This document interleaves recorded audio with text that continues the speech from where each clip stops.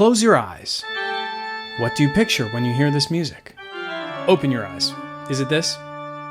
Toccata and Fugue in D minor is a classic composition written by Johann Sebastian Bach in the 1730s, most famously used in the 1931 Universal monster classic Dracula. Right? Wrong. At no point in this movie do you hear that piece of music. Well, okay, that's interesting, but obviously the music became associated with Dracula later on in other film versions of the character, right? Also wrong. Not only is there not a single film featuring Dracula that uses Toccata and Fugue, there's not even a single vampire movie that uses it. That's weird, you think. Surely it must have been used in a parody at some point, probably Looney Tunes. Nope, wrong again. I've searched high and low, and the only thing remotely close is Toccata and Fugue being used in the film Ed Wood, which is not about Dracula, but the man who played him, Bela Lugosi. Since it released more than half a century after the original Dracula, and only found a cult fanbase many years after it came out, it's fair to say Ed Wood didn't create the connection between Toccata and Fugue and Dracula, it was merely playing into one that already existed. So where'd that association come from? Is Mandela in effect?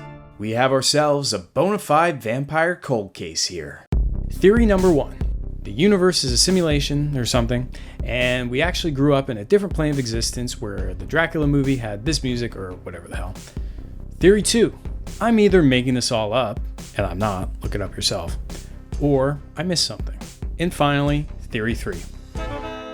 Toccata and Fugue has been used in dozens of films across almost a century, often horror, starting with Dr. Jekyll and Mr. Hyde, which came out the same year as Dracula, then The Black Cat, which actually starred Bela Lugosi. Considering how ominous the piece sounds, it makes sense it cultivated an association with the horror genre.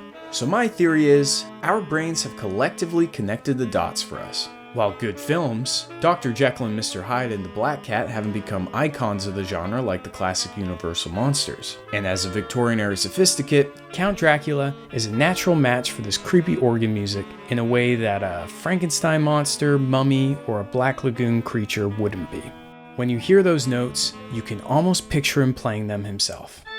In the end, your guess is as good as mine until one of these theories can be proven correct.